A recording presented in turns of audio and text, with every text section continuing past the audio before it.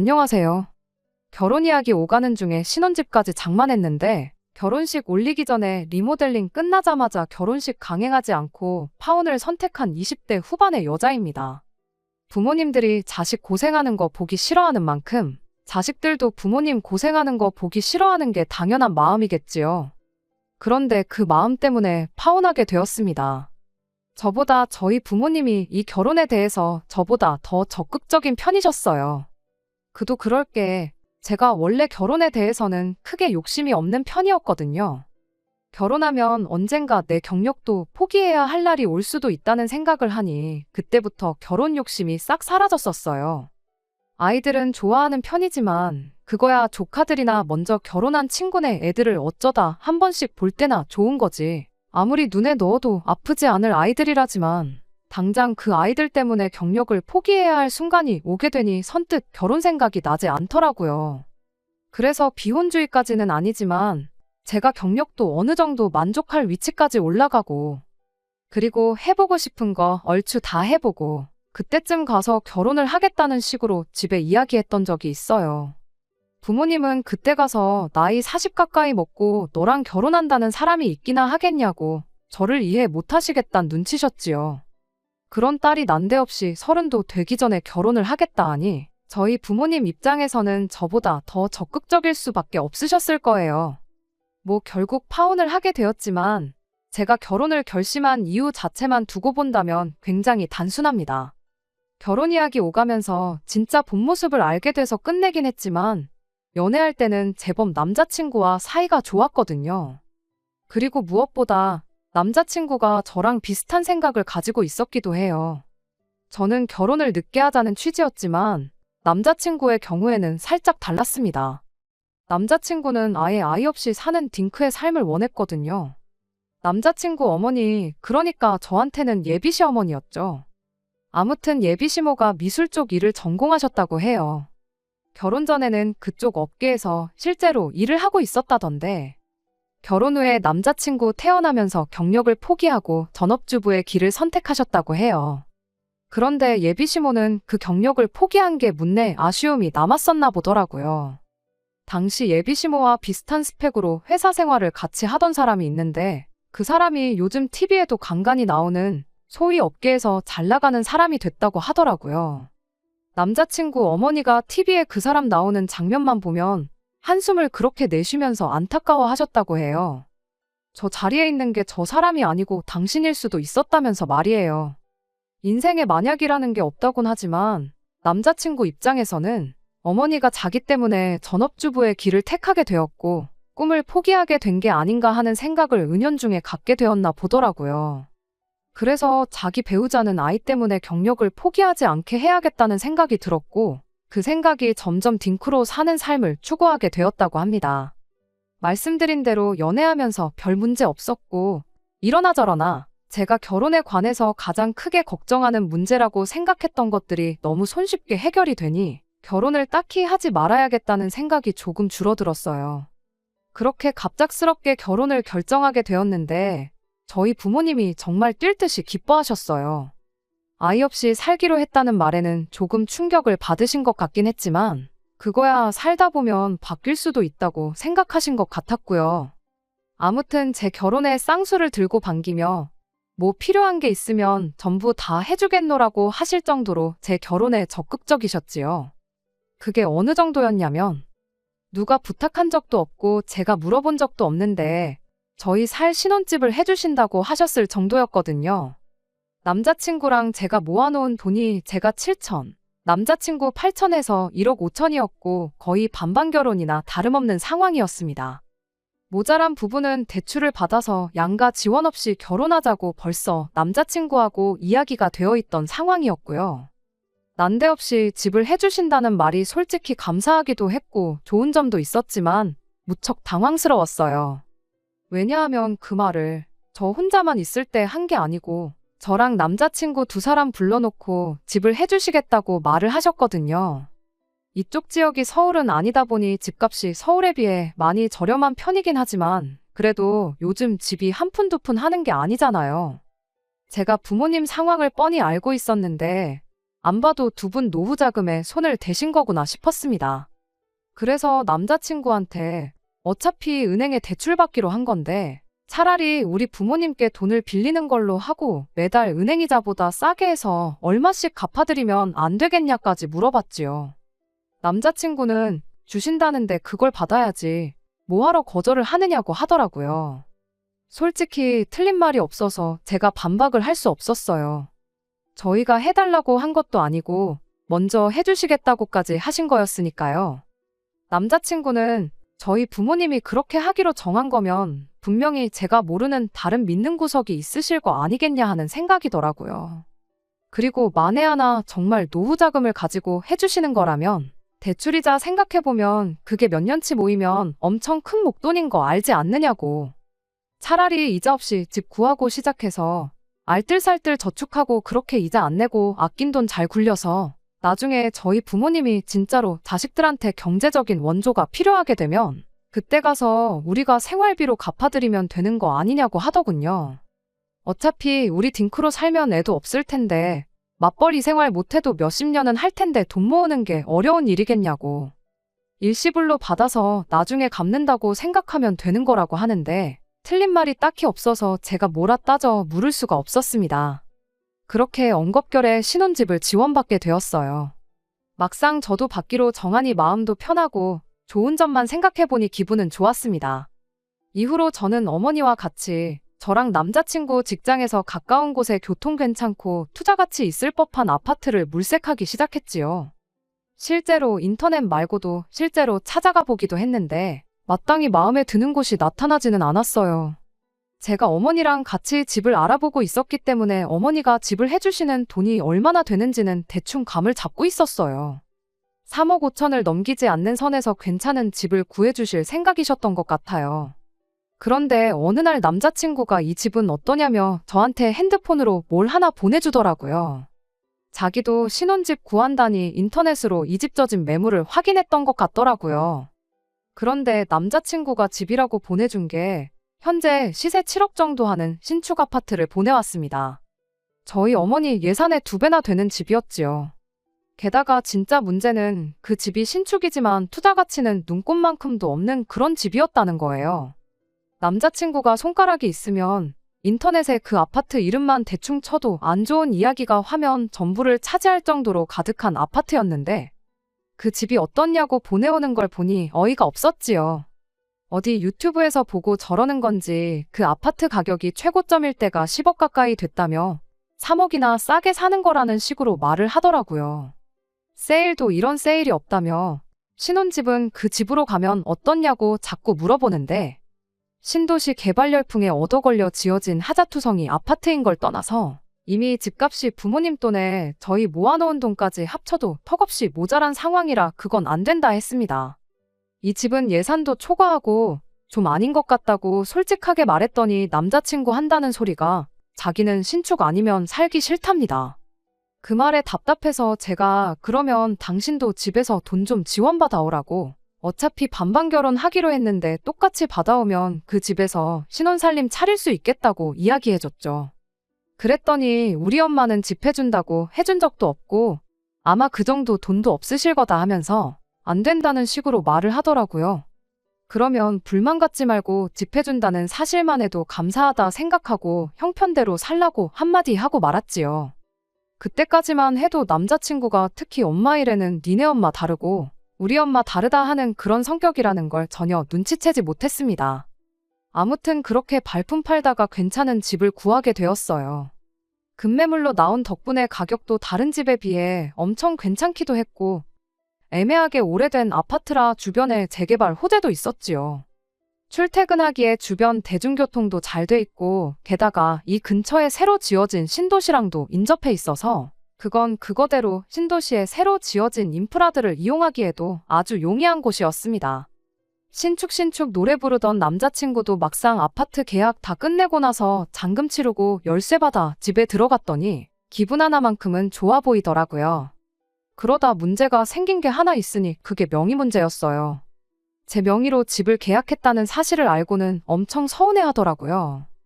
우리 부모님 돈으로 나한테 사준 집이나 마찬가지인데 당신이 아쉬울 게 뭐가 있느냐 했지요. 혼인신고도 일부러 몇 년 살아보고 하는 사람들이 대다수인데 진명이도 그렇게 생각해보면 다를 게 없지 않냐고 했습니다. 남자친구는 그래도 기분이라는 게 있는데 좀 서운하다는 식으로 나왔지만 결국 더 대꾸할 말이 없었는지 순순히 인정을 했어요. 대신 저도 이 집을 평생 제 명의로 두려는 생각은 아니었지요. 혼인신고 안 한 부부들이 평생 혼인신고 안 하는 게 아닌 것처럼 저도 제 명의로 두고 있다가 어느 정도 남자친구와 부부 사이로 몇 년 살아보고 확신이 생기거든 그때 공동명의로 바꿔도 되는 부분이라고 생각했거든요. 그리고 남자친구한테 공동명의 아닌 게 그렇게 문제가 된다면 이 신혼집에 들어가는 혼수부터 리모델링 비용도 전부 다 내가 모아놓은 돈으로 할 테니 당신이 모아놓은 돈은 고스란히 당신이 관리하고 있다가 나중에 만약에 이 집을 공동명의로 돌리게 된다면 그때 가서 재산을 합치는 걸로 하자고 제안을 했지요. 그리고 그렇게 하면서 이 집 명의 문제 가지고는 더 이상 아무 문제 제기도 하지 말고 불만 갖지 말라고 딱 못을 박아놓았어요. 남자친구도 합리적인 것 같다 말하고는 그 이후로 공동명의 이야기를 직접 꺼낸 적은 없었습니다. 아무튼 신혼집까지 구해진 마당에 이후에 결혼 준비는 순풍만난 돛담배 마냥 빠르게 진행되기 시작했어요. 결혼 비용 전반적인 걸 제 돈에서 해결하기로 했기 때문에 리모델링을 제일 나중으로 미루게 되었습니다. 그렇게 결혼식 날짜까지 다 잡고 청첩장까지 다 돌렸고 결혼식을 2달 앞둔 시점에서 리모델링 공사를 시작하게 되었어요. 리모델링 또한 저랑 저희 어머니가 직접 여러 업체에 견적 내보고 발품 팔아가며 가장 괜찮아 보이는 곳에 의뢰를 하게 된 거였습니다. 남자친구는 뭐 하나 도와준 게 없었어요. 공사 시작한 첫날에 궁금해서 퇴근하고 남자친구랑 같이 신혼집 구경 가자고 찾아갔어요. 벽지며 장판이며 샷이며 다 뜯어놓은 상황이었고 진행 과정이 생각보다 더 빠른 것 같아 안심이 되는 차였는데 저희 맞은편 앞집에서 인기척을 느꼈는지 문 열고 나와서는 저희한테 인사를 하더라고요. 그런데 현장일 하시는 분들 중 몇 명이 공사 중인 집에서 담배를 그냥 태우시는 것 같다. 그런데 그 냄새가 복도며 계단으로 해서 엄청 번지는 것 같다는 이야기를 해주셨어요. 거기에 노래도 엄청 크게 틀어놓고 이래서 첫날인데도 아주 주변 이웃분들 불만이 이만저만이 아니었다는 이야기를 해주더라고요. 그분들이야 공사 끝나면 이 집에 어지간해선 2번 다시 올 일이 없겠지만 계속 살아야 하는 저희는 경우가 다르잖아요. 그래서 업체에다 전화해서 현장일 하시는 분들 고생 많으신 건 알지만 이웃분들 불만 없게 조치 좀 잘 좀 취해달라고 부탁했네요. 잘 해결된 줄 알았는데 그게 또 아니더라고요. 공사 시작하고는 철거 작업 위주다 보니 첫날 말고는 일부러 집에 들를 필요가 없었는데 3일 차인가 또 진행 상황이 궁금해서 다녀와 봤더니 이웃분이 또 어떻게 알고는 쫓아나와 오히려 노래소리도 더 커지고 흡연도 지정된 장소가 아니라 아무 데서나 한다는 이야기를 또 하시는 거예요. 이래선 안 되겠다 싶어서 현장 감독까진 아니지만 중간중간 직접 가서 확인하고 그러는 게 좋겠다는 생각이 들었습니다. 그런데 그거 확인하겠다고 제가 회사에 휴가를 내기도 그렇고 어떻게 하는 게 좋으려나 애매한 와중이었어요.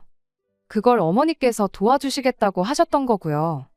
뭐 공사하는 시간 내내 관리 감독 하신다고 그걸 지켜보고 계시는 게 아니고 중간중간 직접 집에 들르는 식으로 확인을 하겠다고 하시더라고요.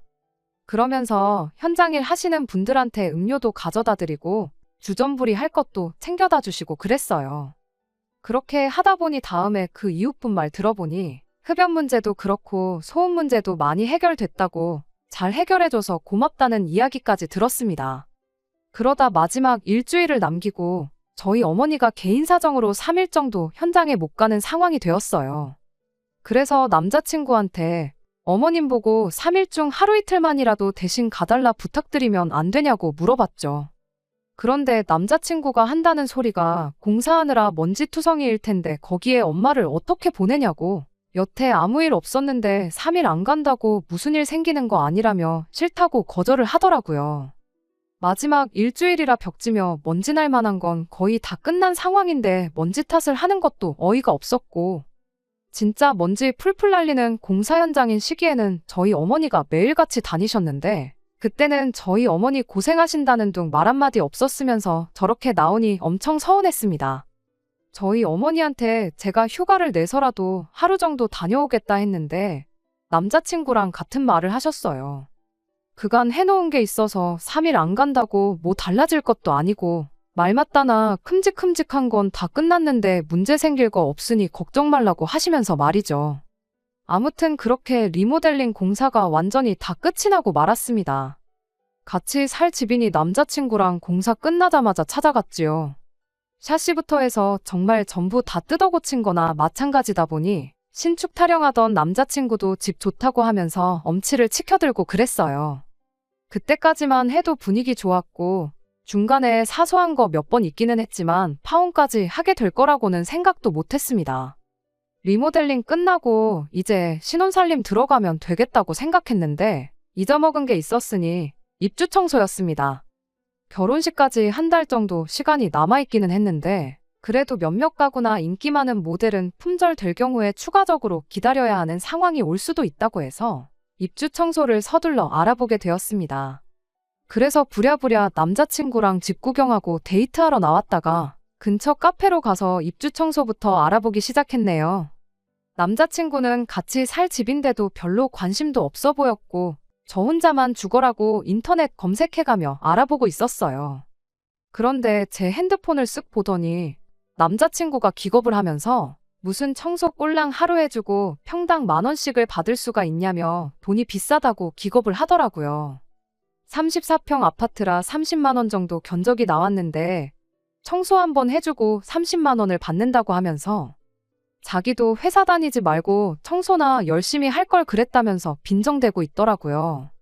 그러더니 아무리 생각해도 청소 한번 하는데 30만 원이나 내는 게 이해가 가지 않는다고 하면서 그냥 장모님한테 한 10만 원 쥐어주고 대신 청소해달라 그러면 어떠냐고 그 편이 더 싸게 먹히지 않느냐고 하는 거예요.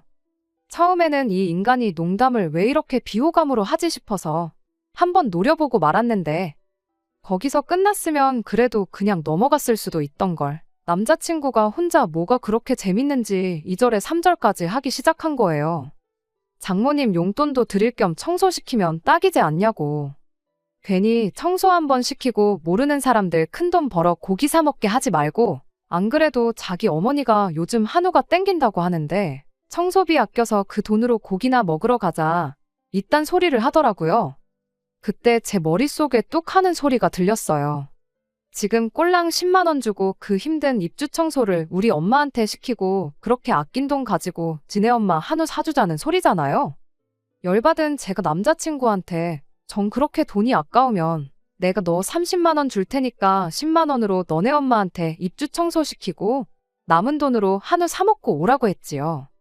그랬더니 남자친구는 지가 한 건 생각도 안 하고 저한테 지금 시어머니를 두고 니네 엄마라고 했냐고 그것도 모자라 시어머니를 청소부 취급을 한 거냐고 하면서 저보고 제정신으로 하는 소리냐고 개거품을 무는 거예요. 사과해도 모자랄 판에 성질을 내는 남자친구한테 뭐 약이라도 잘못 먹고 나온 거냐고 했어요. 방금 전까지 장모한테 10만 원 주고 청소시키자고 한 게 누군데 그딴 소리를 하고 있냐고 따졌지요. 그랬더니 남자친구가 장모랑 우리 엄마랑 상황이 같냐고 하는 겁니다. 그래서 다를 건 뭐냐고 사위는 장모한테 입주 청소 푼돈 주고 시켜도 되고 며느리는 시어머니한테 부탁도 못하는 거냐고 따졌더니 그때 가선 자기도 할 말이 없는지 입만 꾹 닫고 있더군요. 그러다 한참 생각을 하고 한다는 소리가 자기 어머니 왕년에 예술하셨던 거 기억 안 나냐고. 몸이 약해서 집에서 대청소 조금만 하면 허리가 아파 하루 종일 누워 계시는데 그 힘든 입주 청소를 어떻게 시키겠냐고 그래서 그렇게 예민하게 나온 거라고 말을 하더라고요. 어차피 장모님이 그동안 우리 집 공사할 때부터 쭉 도와주시지 않았냐. 우리 엄마는 체력적으로 그렇게 할 상황이 못 된다 하면서 그래서 장모님한테 청소해달라고 부탁드리려는 거다 이렇게 말을 덧붙이는데 말을 하면 할수록 남자친구가 평소에 어떤 생각을 하고 사는지 보이더라고요. 우리 엄마 고생시키는 건 싫지만 장모는 고생 좀 해도 된다. 이 말이나 마찬가지잖아요? 대청소하고 허리 안 아픈 사람이 어디 있겠어요. 예술하던 예비시모는 몸이 뭐 휴지 조각으로 만들어져 있고 평생 일해온 우리 어머니는 몸이 뭐 강철로 만들어져 있답니까? 어이가 없어서 더 이야기할 것도 없겠다 싶었어요. 애초에 생각해보니 신혼집 구할 때 7억짜리 신축 아파트 이야기 꺼내며 우리 엄마는 돈 없다고 할 때부터 먼지투성이 현장에 울 엄마가 가서 뭘 하겠냐 할 때부터 알아봤었어야 했어요.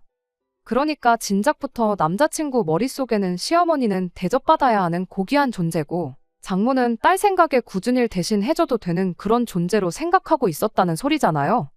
괜히 길게 끌어봐야 뭐 좋을 게 있냐 싶어서 그냥 결혼 엎어버리자고 했습니다. 남자친구가 그게 무슨 소리냐고 청첩장도 돌리고 신혼집까지 다 끝낸 마당에 이제 와서 무슨 파혼을 논하냐며 몰라서 그런 건데 한 번만 봐달라고 싹싹 빌기 시작하더라고요. 애초에 이건 몰라서 그랬다고 넘어가기도 힘든 문제라는 생각이 들었고 무엇보다 저희 집에서 집까지 해오는 마당인데 사실상 땡전 한 푼 가져오지 않는 거나 마찬가지인 남편이 저희 어머니를 식모 취급한 거나 마찬가지잖아요. 꾸역꾸역 이 결혼해봐야 무슨 일이 펼쳐질지는 안 봐도 비디오 같더라고요. 괜히 고쳐 쓴다고 결혼했다가 남편이 된 남자친구가 여전히 장모님을 장모님이 아니라 식모님 취급을 한다 그러면 저만 독박 쓰는 거나 마찬가지인데 괜히 나중 가서 재산분 할인이 어쩌니 해서 맨몸뚱이로 온 남자친구한테 뭐라도 나눠주겠다 생각하니 답도 안 나왔네요. 그래서 깔끔하게 파혼해버렸습니다. 결혼식 비용 다 제 돈으로 했고 몇 개는 취소하면서 위약금까지 발생해서 따지고 보면 몇백만 원 정도 손해보긴 했지요. 그런데 뭐 그게 손해겠어요? 그 돈 주고 시월드 문턱에서 유턴했다고 생각하면 큰 돈도 아니니까요. 잘못했다고 싹싹 비는 면상에다 대고 파혼하겠다고 한마디 했을 때 시원했던 속 생각하면 아쉽지도 않습니다. 게다가 뭐 전화위복이긴 하지만 요 몇 달 새에 집값이 조금 올랐어요. 지역이 재개발 지역으로 확정이 나기도 했고 주변에 부실 아파트 문제가 하나씩 터지니 오히려 수요가 이쪽으로 몰리기 시작해서 그렇다네요. 아직 30도 안 됐는데 결혼 조급하게 생각하지 않으려고요. 저희 부모님께는 죄송하게 되었지만 일단 제가 결혼도 안 하고 집을 받은 거나 마찬가지기에 부모님 앞으로 대신 제가 저축을 들고 있어요. 저는 집이 생겼으니 부모님 노후 자금 마련될 때까지 다시 돈이나 열심히 모아보렵니다. 끝까지 들어주셔서 감사합니다. 오늘의 사연은 여기까지입니다. 구독과 좋아요, 알람 설정 부탁드리고 더 좋은 사연으로 다시 찾아뵙겠습니다. 감사합니다.